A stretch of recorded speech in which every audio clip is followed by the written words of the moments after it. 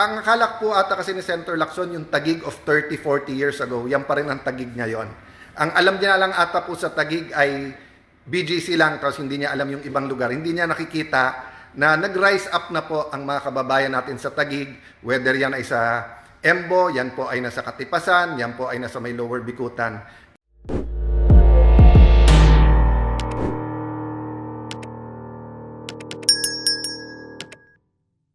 May threat o kaya may possibility na magkaroon ng stunting, maaring sa inyong mga lugar, lalo po sa highly urbanized cities, hindi nyo napapansin to, kasi may mga lugar na napakataas ng incidence ng stunting. Lani Cayetano, my partner, wife, lover, love, good afternoon to you. Thank you for watching. May oras ka pala. So tamang-tama, nakita ko si Lani.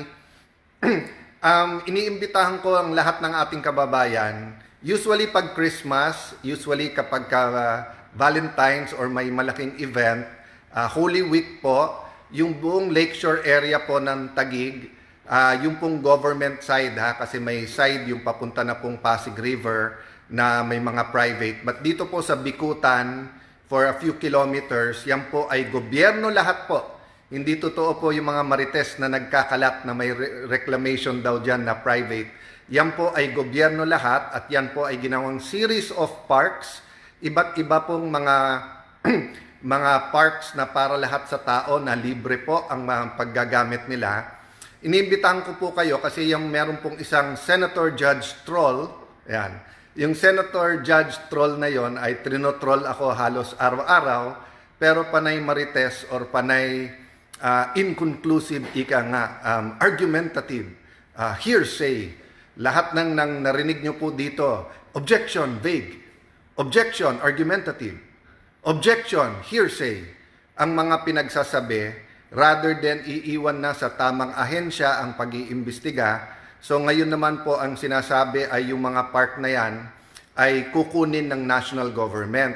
So I have had the blessing po ng aking ama ay naging assemblyman ng Taguig Pateros Muntinlupa ng 1984 at ako naman po ay naging konsehal ng 1992, naging vice mayor, kongresista 4 na beses, dyan po sa syudad ng Taguig at Pateros.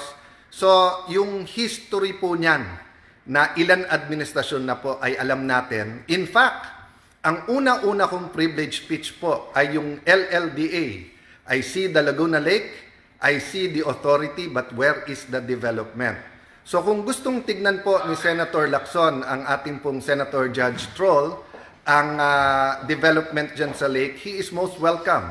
Kung gusto niya medyo kalkalin yung ginagawa ng LLDA, why not po? In fact, di ba, tinatanong ko sa DPWH at saka DPWH at DOTR, bakit yung lakeshore na road na inapprove, I think sa Koreano inutang ngayon, bakit walang railway at kompleto ba to sa mga environmental impact, di ba? Pero dito po sa side ng Taguig, nakatatlong administrasyon na po yan. Aquino, Duterte, Marcos, gobyerno po ang gumagawa. So the coordination is government to government. Mostly po yan ay national government. So wag kayong mag-alala mga taga-Taguig, hindi po kayo mawawalan ng park. Pagka yan po ay inungkat, makikita po na dahil po sa local government from the barangay to the city, to the national government, na protektahan yung lugar na yan kasi naagaw po yan. Kung hindi po mga sindikato, may mga informal settler din nung araw, pero meron din po mga sindikato, whether they're marami pa isa-isang tao na kinakamkam ang lupa dyan sa may lakeshore, kaya minabuti po ng napakaraming ahensya. Actually, napakaraming secretaries na ang pumunta dyan at matataas na opisyal ng gobyerno at lahat sila nagagandahan. Pag Christmas po, di ba, mahigit 20,000 a night ang pumupunta dyan sa Christmas Lights Park, no?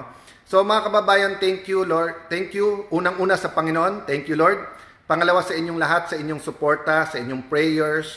Doon sa nagdududa, thank you sa inyong benefit of the doubt. But pumunta kayo kasi makikita po nyo. Hanapin nyo yung pondo, hanapin yung project, nandun po talaga. So, dinadaan tayo sa hearsay, sa vague, sa argumentative. Pagbigyan na po natin kasi medyo, siguro masama pa loob sa mga pangyayari the last few weeks, di ba? But, as I said, ako ang hinahanap ko trabaho. Ang hinahanap ko maging productive. So it's his choice kung hindi po siya tumutulong na mag-develop ng mga area. But ako po, whether it's Taguig Pateros, Metro Manila, mga lugar sa Visayas, sa Mindanao, kinagagalak ko po na naging instrumento din po. Lahat naman tayo instrumento lang ng Panginoon, di ba? But naging instrumento tayo ng magagandang project all over the country. And the record is there. Naging senador ako 2007. So matagal-tagal na rin po. Kay Mateo from Vancouver, God bless you. Love Mon, dapat si Lacson imbestigahan. Dadating sa tamang oras. Ngayon kasi kakampi niya lahat eh. Matapang magpa-imbestiga kasi kakampi niya lahat. At yung mga ahensya, yung mga tinatawagan niya and everything. Siyempre, entertain siya.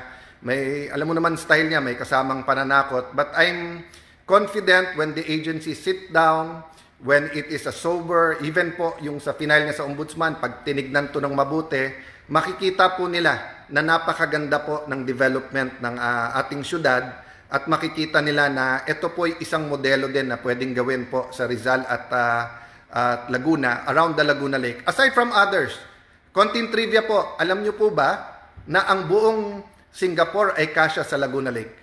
Ganon kaganda, ganon kalaki ang Laguna Lake. Sayang po, nagka-pandemic lang, kasi after Boracay, yung paglinis ng Boracay, yun ang tinutulak natin kay President Duterte noon na yung development na yung ecotourism, yung ecology, yung kagandahan ng Laguna Lake. God bless you guys. See you soon. At siguro sa tamang panahon, one way or the other, iikot namin kayo doon. So prayers lang po. Remember, faith moves mountains. And tandaan nyo po, no, yung kung ano ang itsura. Ang akala po ata kasi ni Senator Lacson, yung Taguig of 30, 40 years ago, yan pa rin ang Taguig ngayon. Ang alam niya lang ata po sa Taguig ay BGC lang, kasi hindi niya alam yung ibang lugar. Hindi niya nakikita na nag-rise up na po ang mga kababayan natin sa Taguig, whether yan ay sa Embo, yan po ay nasa Katipasan, yan po ay nasa may Lower Bikutan.